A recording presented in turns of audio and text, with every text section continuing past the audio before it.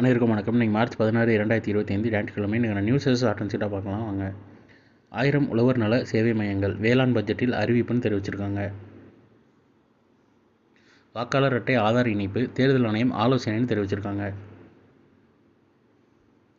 சூரிய சக்தி பம்பு செட்டுகள் அமைக்க மானியம் வழங்கப்படுறதா விவசாய பட்ஜெட்டில் தெரிவிச்சிருக்காங்க. நல்லூர் வரகு நத்தம் புளி உள்ளிட்ட 5 பொருட்களுக்கு புவிசார் குறியீடு பெற நிதி ஒதுக்கியிருக்கதா சொல்லியிருக்காங்க. ரூபாய் 125 கோடியில் ஊட்டச்சத்து வேளாண்மை இயக்கம் அமைக்கப்படும்னு தெரிவிச்சிருக்காங்க. WPL உமன்ஸ் பிரீமியர் லீக்ல மும்பை இந்தியன்ஸ் 2ஆம் முறையாக சாம்பியன்னு தெரிவிச்சிருக்காங்க. பத்ம விருதுகளுக்கான பரிந்துரைகள் ஜூலை 31 வரை சமர்ப்பிக்கலாம்னு தெரிவிச்சிருக்காங்க. சுனிதா வில்லியம்ஸ் அழைத்து வர புறப்பட்டது ஸ்பேஸ் எக்ஸ் ராக்கெட்டுன்னு சொல்லியிருக்காங்க.